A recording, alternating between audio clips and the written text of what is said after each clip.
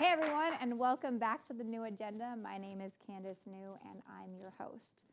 We've talked a lot about negative self-talk, about self-doubt, about mental toughness. We've talked about building good habits, breaking down old habits, being intentional about your time, being intentional about who you spend your time with, being intentional about basically every part of your possible life, right? One of the things I really want to focus on today is that idea of being intentional about your relationships.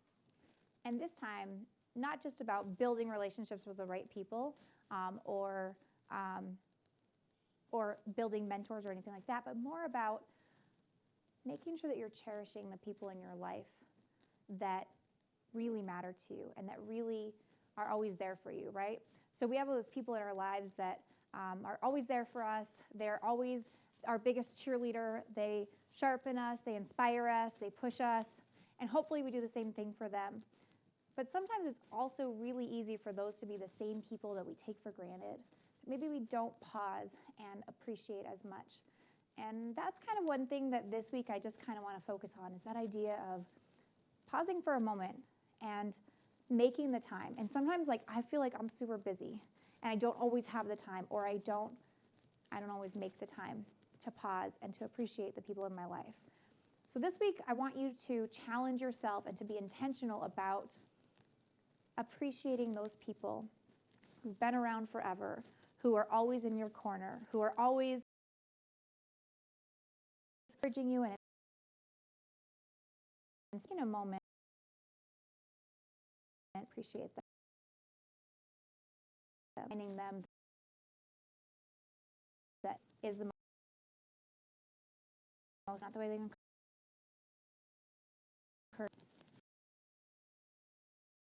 Make a phone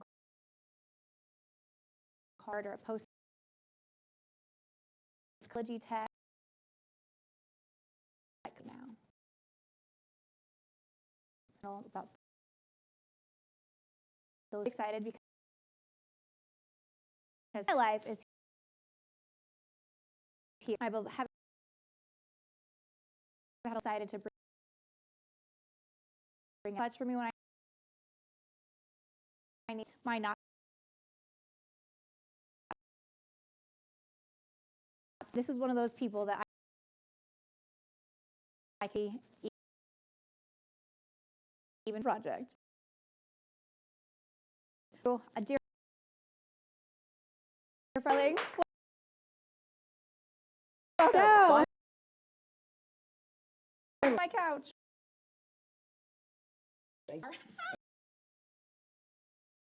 Okay, cool. Yes, so seed a banana.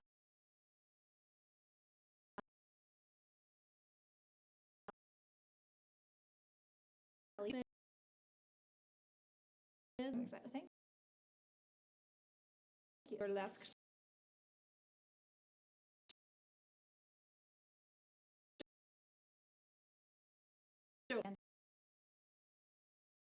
Form, really.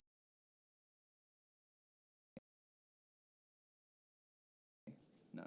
So sometimes I may host a burlesque show, dress up as a clown, which I think we've got some photos of me in the clown makeup. Today? Oh my God, I'm so Yeah, excited. yeah. Okay, we're not there yet. We're not there Okay, yet. sorry. Let's calm down. Ahead of Calm myself. down. Okay, so John is a man of many talents. Obviously, he's got an Australian accent, so that's one of them. Duh. Didn't know it was a talent to be Australian or to Okay, be, all right. to have an Australian. Why do you have an Australian accent, John? I'm so confused. This is what happens when a joke goes too far, really. Yeah. No, seriously, I just got, it was a bet. I used to live in Australia for about 10 years, and it was a bet that me and my mates had, and I just got alcohol poisoning, and it stuck with me. Yeah. What? It's a longer story. That doesn't make any sense. So, when I go out and I'm talking and there's someone new, a lot of the times these people will try to imitate my accent, and it sounds terrible. It's abhorrent. It's horrible. When I was living there... Why on earth would anybody try to yeah, imitate your accent? That's weird. I don't know why. It's so crazy. Why? I don't But know that would what it happen when I lived there. I would do that to my friends, and they would hate me for it. Of course. But you know, my hubris, I was like, oh man, come on, it's great. I'm so good at this. And I wasn't. But on Australia Day, which is kind of like the July 4th, it's like their day, I decided that I was going to make a bet with them. So alcohol is exorbitantly expensive over there because they have a high alcohol tax. So like a 2-liter bottle of Jack Daniels cost about $125. What? Exactly. So... I mean, 2 liters is kind of a lot, so it feels like a lot of liquor to be buying. It's a good night for like 3 or 4 people. But anyway, I made a bet with them. I said, all right, guys, there's like 5 of them. I was like, it's Australia Day, let's go out. I'm going to take the Australian accent out. The moment, you guys will buy me drinks all night. And the moment someone is like, wait a minute, you sound weird, where are you from? Then I will say, you got me, I'm from the States. And then I'll pay them back for all the alcohol they spent on me. And then I would buy them drinks for the rest of the night. Like I said, a lot of money. So they were like, this is easy. This guy, his accent sucks. We'll have to buy him like 1 drink each. Fair. I didn't lose. I had drinks all night. And what I won besides the Australian accent was alcohol poisoning for like a week, basically. And so it took me a week to try and make my American accent come back out. But then when the weekend came back, we all started drinking again, and apparently that was the superpower. That was the thing that initiated it. So it just came right back out again. And then after a while, they were just like, just keep it. You sound like a dick when you're American. Okay. Do you think you sound like less of a dick when you're not sounding American? I don't know. Now I can't even do an American accent very well. I have to sound like, hey, y'all. How's it go? Oh, God, don't look at me like that. Wait a minute, I've got it. It's okay, Candace. This is my American accent. No, it's not. It sounds great. See, this is exactly how it was, but in reverse. All right, well, Jack of many trades, not necessarily the American accent. So, good times. All right, so, see, did you hear it? That wasn't me copying you. It was like You just had it perfect. You're an empath. It's true. So That's probably true. Bleeds through. I do accidentally copy people's accents when I talk to them for long periods of time, and then I kind of feel like an ass because then they think I'm like making fun of them or trying to mimic them or something. But the reality is that it just kind of like sloshes off on me, and it's probably terrible. But it's hard not to. It really is. I get it. I'm not mad when people do it. It just sometimes it grates on my ears. Because they're terrible at it. Oh yeah. Well, anyways, so. John is a filmmaker. Hey. Actually, like that's how we met. He was out here working on a film with a mutual friend, and so I got to hang out with him. And is that project still going on? Yeah, in some manner or another. Okay. It's kind of up in the air, but in the meantime, there's so many other projects that have been happening and filing in. So I'm always. He was a mermaid in a commercial. Merman. A merman. I apologize. A merman in a commercial. Is it out yet? My pronouns are he, Finn. Is it out yet? It should be coming out any day now, really. It's been 2 months, and that's how long they gave us, like for all the edits and everything like that. But it's going to be all over TikTok, YouTube, Instagram, whatever. All the socials will be all over it. So look for John Devilman as a merman. Yeah, all naked because the half is fish.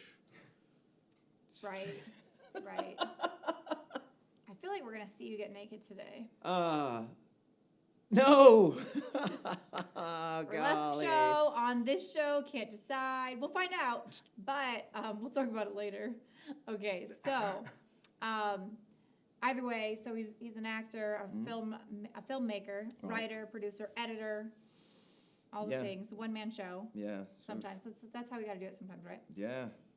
However, most recently, he is actually publishing a book, which I think is pretty cool. Yes.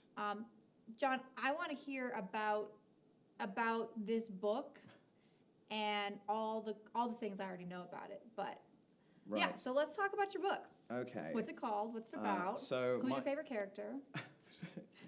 It's me. My book is called Dude Looks Like a Lady. And it's pretty much a photo essay that questions gender norms. And it all started off because my mom called me up at 4 a.m. And I guess my family was gossiping about my presumed sexual proclivities. And my mom was freaking out thinking that I was gay and married to a man. And to troll my family and to make them stop following my social medias, I asked my female presenting friends to send me pictures of themselves that I would do my best to recreate. And yeah, that's how it all started. So we have some of those pictures. Let's show up another one of them. Okay.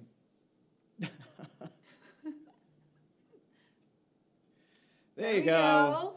Tell me about this adventure. Okay, so so the book started at the beginning of the COVID pandemic when we were in lockdown. Look at that butt. Okay, sorry. I know, cake, right? I was talking about hers, but you go ahead. Who was I talking about? I don't know. Yeah, stop presuming. So it says here, this is the first time that I left my room to take a recreation, and I live in Hollywood, Oh and my this God. this is on the third story in the middle of Hollywood. So there's apartment buildings all around, and I made this out of a T-shirt that I cut up, and then I took a Sharpie marker and like made the stripes on, and I don't know if it says it in the actual thing, but to look good. I was going out. I'm surrounded. This guy's dangling. I set up the camera, Mm-hmm.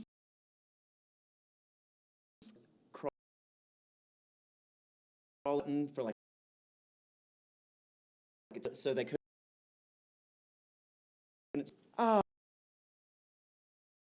Take a look. Basically, it's so what I'm doing. I'm so afraid that they'd show up. I'm like, it's already ready to go. A lot of that in the book, just posting type person. Fuel. Actually, this is So that's the cloud post. That was actually my is beforehand. Taught me a lot about her, what she wrote, and so the book family pictures like this. Female, that's so great, and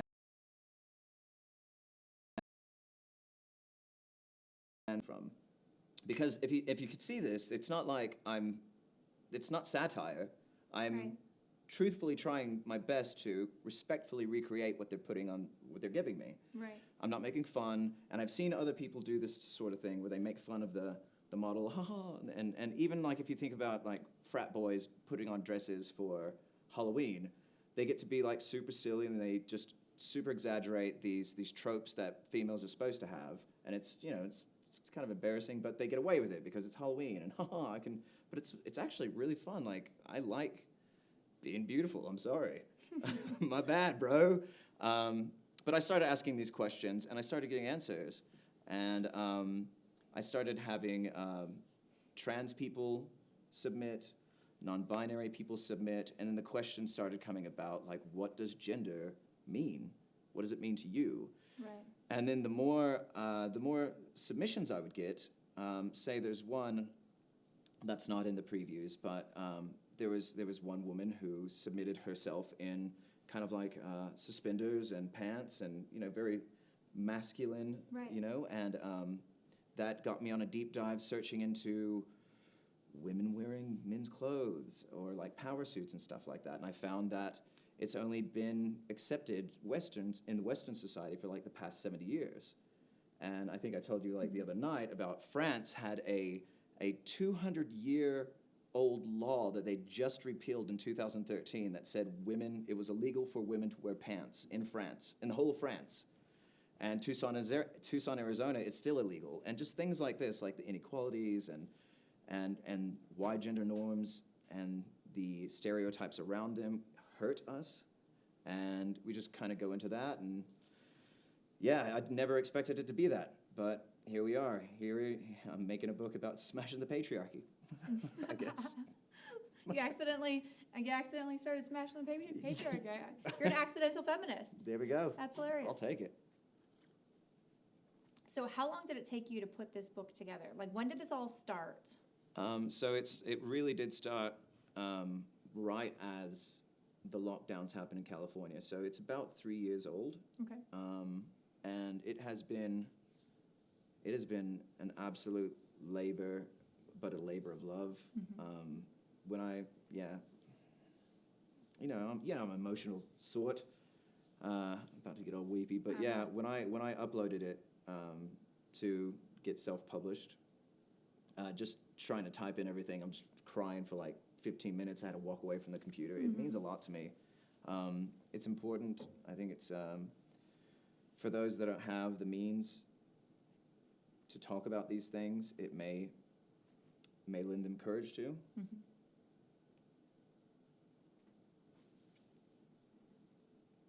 And for those that don't understand, it may give them an outlook, an outlet, or some commonality. They may be able to see these issues and why they're important. Yeah. So I'm hoping that it can help some people and help some people communicate. I think that's incredible. Thanks. How many pictures have you taken? How many of these things have you recreated? Now, they're not all in the book, but how many have you recreated? So I think it's over 50. We have 100 pages in the book, and some pages, each page will be a picture, say like the clowns we saw earlier.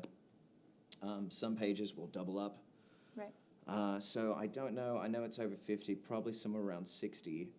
And I'm going to keep the project going because I'm still learning, and I always want to be learning, and I'm still asking these questions because I haven't found a definite answer. Yeah. And plus, it makes there's other issues involved. Like we have plus size models, and they just they're beautiful, just gorgeous people, and they felt seen, and I thought that was important.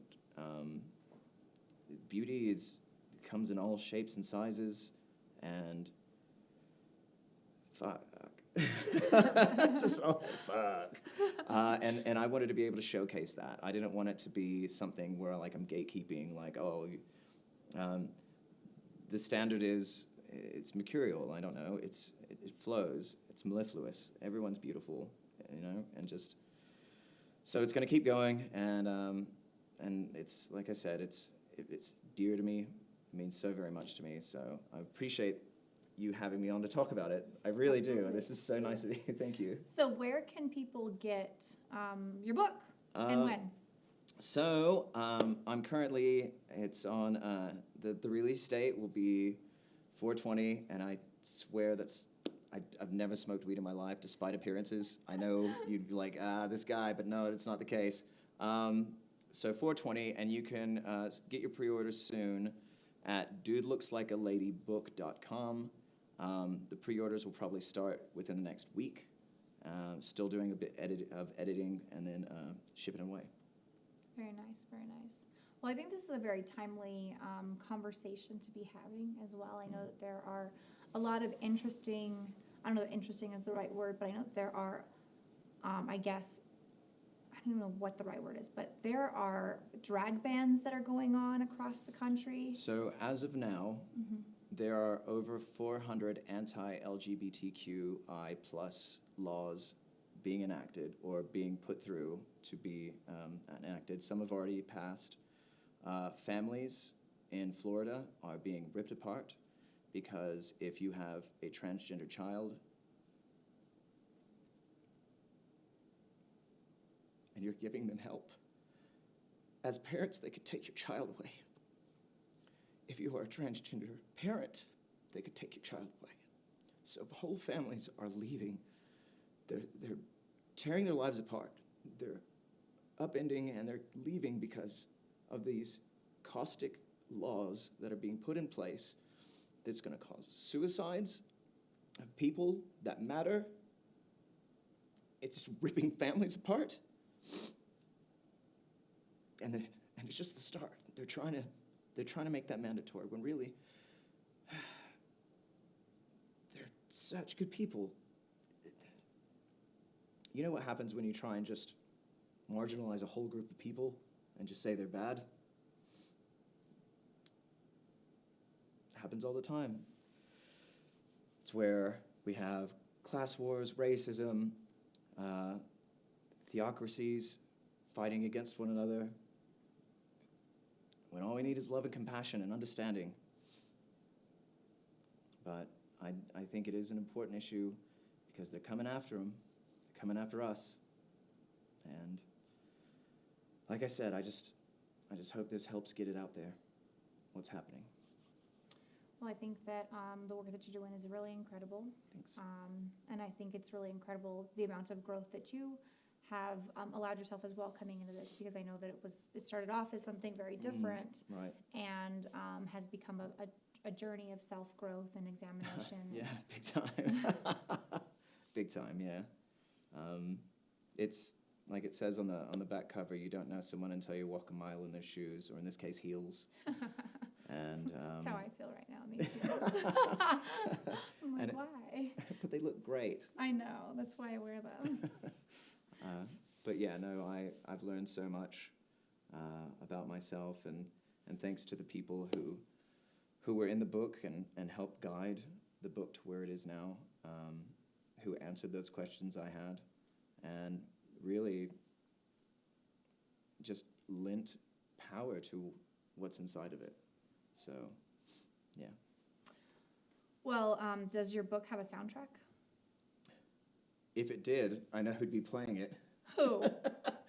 Alan. Oh, well, I was gonna get there. Calm down. You were messing up my transition. Oh, sorry. I thought that was like the alley oop, and I was trying to slam dunk it for you. That's a my. Okay. That's right. Take it back. Okay. Does your book have a soundtrack? Oh yeah, would it be Aerosmith? I don't know. What are you doing to me? What's the answer? Aerosmith? Yeah. Aerosmith. That's like a lady. Oh my! I get it. I have a musician friend on my show today. Okay. Yeah, I know that you know that because you just tried to introduce him. Anyway, so we're gonna bring out my next guest here in just a minute. He's gonna come out and join us, and he's a musician, so also an artist. I'd love to hear about how his art has also changed him as well. So I think we'll get the opportunity to talk about that. Alan, are you out there? Come on down. Hello, darling. How are you? Good. Thanks so much for being on my show. I'm super excited to have you. You can listen to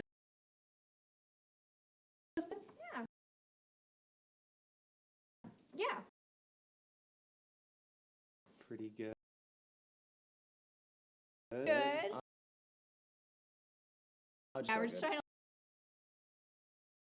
You got to bring the.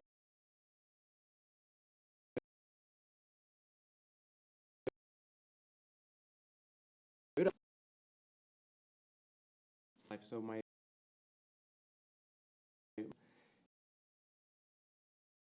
unless you know, at 8 years old, I didn't really take to it. Then I really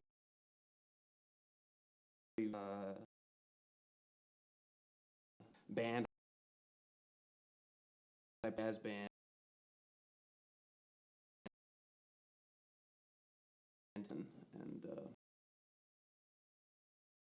cousins to it either.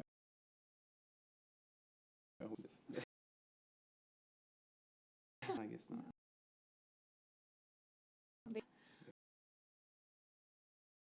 Well, you know what? And aren't you like a doctor? Okay, so you got piano, then bar, Yeah. a band. I mean, you are. That's the whole. Apparently. Yeah, the group. It's a trio, So it's nice because having a big band is a little bit can be difficult.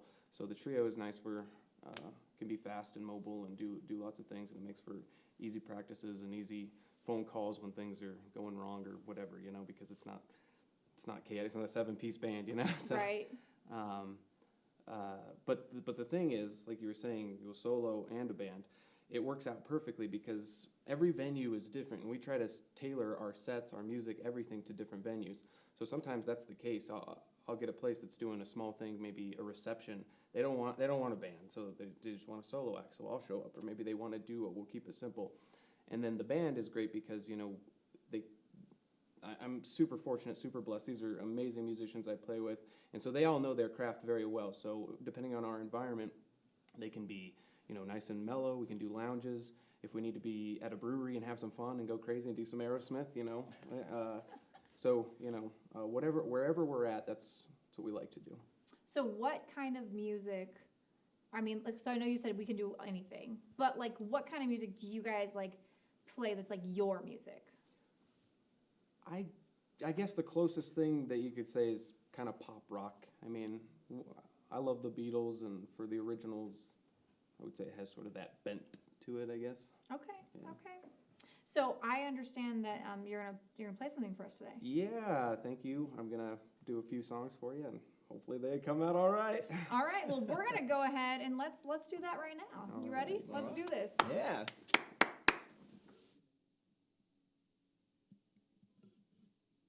Ain't no snow, but it's still cold. 5K high and drier than dry.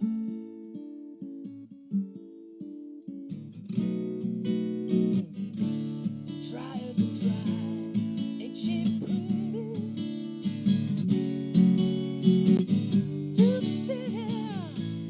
Ain't she pretty, my love? Duke we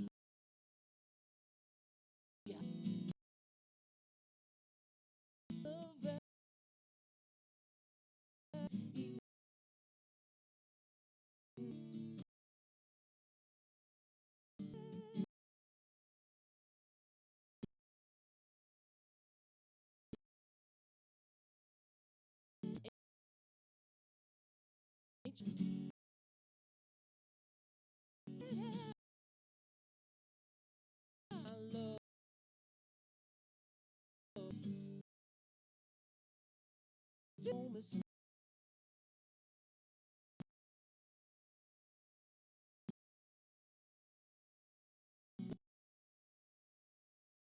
love. We got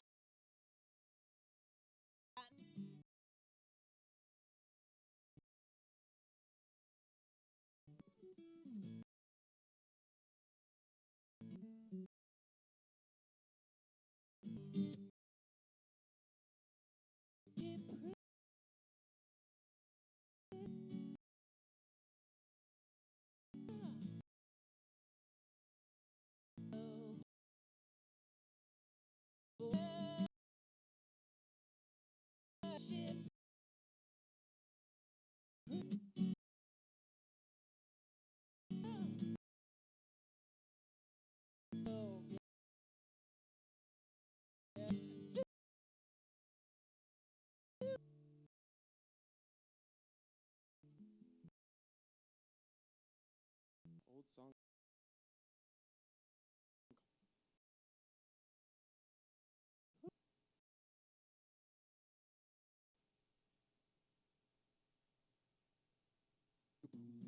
whoa. So where'd you go? Watch high. Tell me why's no one satisfied? Give up the water. Take to the air and fly. You're so fine. Ba, ba, ba, ba, ba, da, boom. Gotta make you mine before my life has passed me by. Former old man sitting in the corner asking myself why couldn't say I love you, so pity me and give me a try. Oh, I beg you to save my life. Darling, won't you save my life? Ba-da-ba-ba-da-boom. Honey, can't you save my life?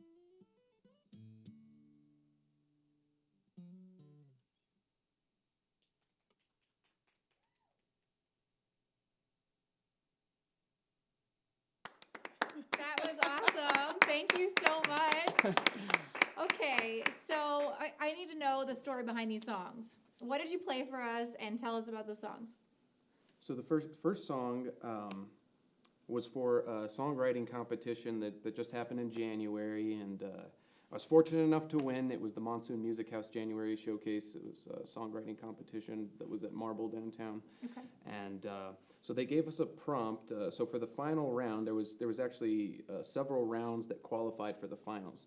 And when we got to the finals, they sent us a prompt sort of 72 hours before the night of the show, and they had everyone who was in the finals write a song to the prompt.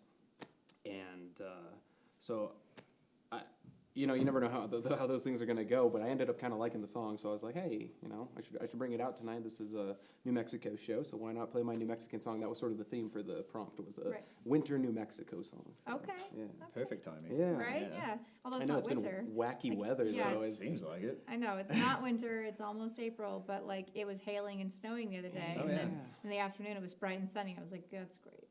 We have for a while till it finally mellows out. Yeah. Right? Okay. So that was the first song. What else did you have? So that second song that I played is one of the oldest songs that I have. I was walking, it was back when I was at UNM, when I was going to college. I was walking to an anthropology class of all things, and this tune just popped into my head. It's not, it's very rare that it happens, and so it was nice. The song kind of just wrote itself. So, yeah, that's Bicycle Betty. It's an old song. And what's it about? Nothing really. It's just about a girl that's riding a bike and, sort of checking her out, saying, hey, yeah, just a sort of a simple ditty. And then that last tune is just a sort of a bunch of, it's sort of a serious song, but it has a very playful melody, so it's sort of deceiving, If you listen to the words, it's a little more serious. It's called Pretty Girls, but it's sort of a self-loathing song. Okay. And then, but to play it upbeat, that's the fun of music. You can always change up perspectives and change ideas and things, just depending on how you sing it. So what's the message of that song? I don't know. Just don't. It's more of a. It's like a don't. It's like a live song. Don't have.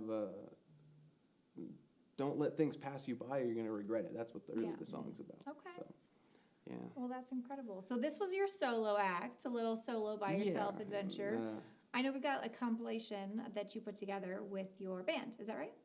Yeah. So we have a mashup video that's on YouTube and around, and it just showcases a few different songs, some originals and some covers. Nice. Well, let's go ahead and play that, and then we'll come back. Right.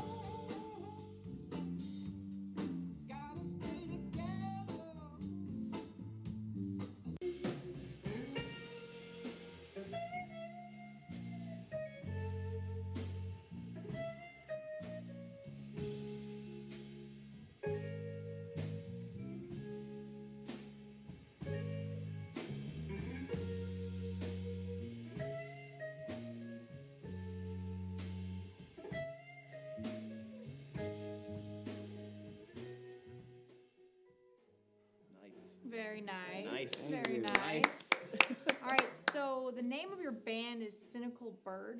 Yeah, Cynical Bird. How did you come up with this name, and where did it come from? I don't know. You know, we make up a new story every time somebody asks. Because I mean, the band and the name has been around for about 17 years, and so really we just joke around. We tell people, you know, we were walking through the parking lot. There was this crow eating some trash on the floor, and was walking by. He gave me that look like, "Hey man, I'm distrustworthy of your motive." So he was a cynical bird, you know. So that's one of the many stories Yeah. that you've lied about where your name came from. Yeah, the origin story is a mystery. So Got it. You're like, we actually don't know. yeah, Got it. Work in progress. It was Yeah. an alcohol poisoning night. yeah. There you It go. was There you go. one of God, those just came out of the alcohol poisoning. Got it. field endeavors. Yeah. Yeah. Yeah, fair. Okay. All right. So, how about like your bandmates? How did you find them? Where do they come from? Well, it's been different throughout the years. So it first started just solo, just as I am, just as we saw tonight, and then it evolved through the years. Super lucky. I've had good tenures with lots of my members. We've had like 7-year stints at a time. So Okay. there hasn't been a lot of changeover in the band. One of my longest tenured members was from Nashville. His name was Terry. He was a wonderful bass player. He played upright. He played electric. He did everything, and I knew right away when he was from Nashville. I was like, oh, this guy's cut his teeth in the right spot. So he was wonderful. The last few drummers I've had have been great. We had Juan Duran, and then a good friend of ours, Joshua Borello. He's just a fantastic, amazing drummer. He's been on hiatus for a little while. We've been playing with a guy named Mark D'Ambrosio. He's an incredible drummer. These guys are just all-around pros. We're really lucky to have them with us. Yeah. So, I guess that kind of brings me into maybe something a little bit that I wanted to kind of talk about is that idea of like the people in our lives that we get to work with, whether they're coworkers and people that inspire us in the workplace, or they're fellow artists, or they're those people in our lives that, you know, are like our spouses or our, you know, friends, our parents, those people that that are kind of like our people, you know. Mhm. So I would love to know, like, how do you cherish the people in your life? You know, I try my best. It's not always easy. You try your best to, you know, give affection and love. Like I love my wife to death. She's the best, and she does so much for me. So I try my best. It's not always easy, you know, to show the proper things, but you try your best. My one of my best friends, Austin, he's a good guy, and he's also our current bass player in the band, and he's someone I try to do the same for because he's like family. He's part of the family, and so it's hard to say, you know. I guess it's to show them not just with words and, you know, hugs and kisses, but, you know, through the hard work you do day in and day out. Hopefully that comes through. You know, it's not always easy, but you know. Yeah. What about for you, John? I try and be present and make myself available for the people I care about. It's rare that if I get a phone call or a text message that I'm not answering it, even if I'm in the middle of something, just to say, I will call you back. I messaged my friend who was going through a hard time and had to leave my apartment recently to go to London to kind of get his stuff right. Just messaged him today, like, I'm just checking in on you, trying to make sure you're all right. He's a brother to me. You know, listening. That's another big thing. Just making yourself available and listening. Don't make it about you sometimes. Yeah. Make it about the other person. Yeah. Yep, that's good. I think I found that I've had to be, because I feel like my life is a little chaos. It's been chaos since I have been born. I don't know. You're Like my running entire a life has show been chaos. right now. You're running a show. I'm running a channel. You're running a channel. This You're is just one of the things I and know. Broadway bound, all God, kinds of so many stuff. things. So. But, you know, so I definitely find that sometimes it's hard, you know, and like as I'm going through it, it feels heavy, or it feels like all of a sudden the time has just passed. And I'm like, oh my God, did I pause, and did I appreciate, and did I communicate?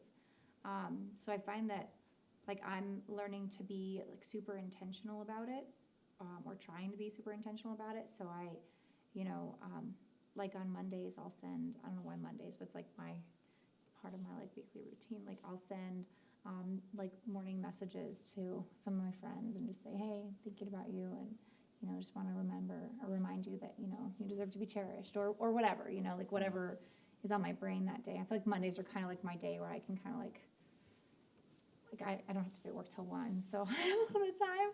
Yeah. But I also just I feel like I need to be more intentional. Like I know, like with my family, like my parents especially, like my kids, like I try to be super intentional with my kids. So like there are certain things, like we have like rituals and routines that we do that are very intentional for that purpose, because I have 4 kids, I'm super busy, and I had to learn when they were super small to be intentional about like listening to them, because I would catch myself like they'd be talking or making, I don't know, noise, right?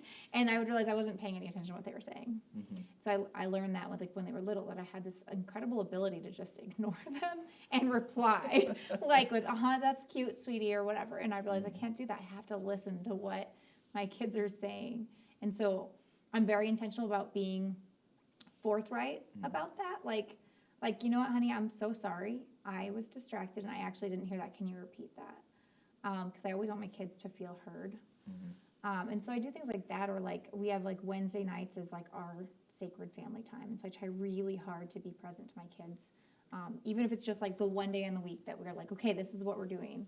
And so, excuse me, I'm so sorry. So that's the thing. But I find that like with my dad who lives in Nebraska, like I don't see him, right? So it's like I feel like months can go by, and it's like, God, have I talked to my dad recently? Like I don't even know, right? So I think those are things I'm struggling with right now too. And then just the kind of day in, day out. So I'm trying to figure out how to maybe get there. So I think that I would love, if I can put you guys on the spot, I would love for each of you to maybe give a shout out to somebody in your life on air, and like just give them a word or maybe express. So you First. and what you gotta say? Hey, Dad. I know I just sent you a text. I don't know. Busy and forever and F where you're at. And love you so much. I actually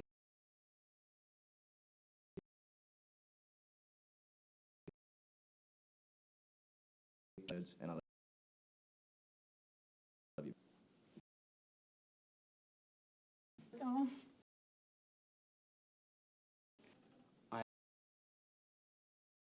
I owe to my much more than anything. You're the best. So much. I know that you've been in work, because it's crazy. It doesn't even seem, even it's wild and crazy. Sometimes it's tough, and we take present all together. And I'm gonna family.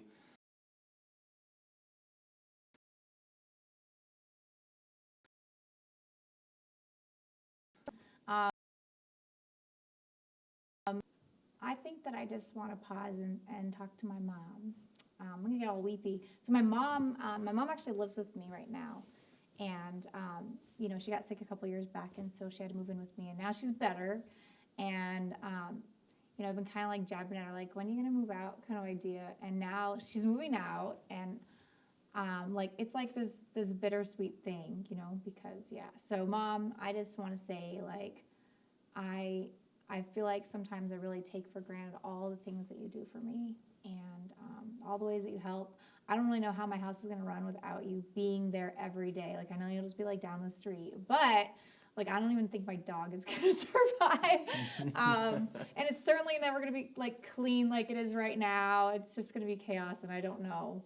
But I want you to know that I love you so much, and I'm just excited for the next chapter in our lives where we have a different way of existing together, but we'll still be just down the road. And I just want you to know that I love you, and I expect you to give me a house key, and I expect you to come over and make me goulash and mandu and all the things, and check on Chloe. Anyway, I love you, and that's all. So today and throughout the upcoming week, friends, I just want to encourage you guys to take a moment and reach out to those people that matter. It shouldn't be because it's a holiday or because it's their birthday or whatever. Like, just take a moment and appreciate and remind them that they're loved. So I appreciate you. I appreciate you. I appreciate you. I appreciate you. I appreciate you, Emma, and all my lovely crew. Okay, so I'm getting a different message from my crews telling me that they don't care. I'm just kidding. They're telling me it's time to stop talking. So thank you all so much. I appreciate you guys out there in TV land for tuning in to my wacky show every week, and keep tuning in. And I think it's about all the time we have for today. It's time for The New Agenda. Agenda! Bye. Yay! Woo!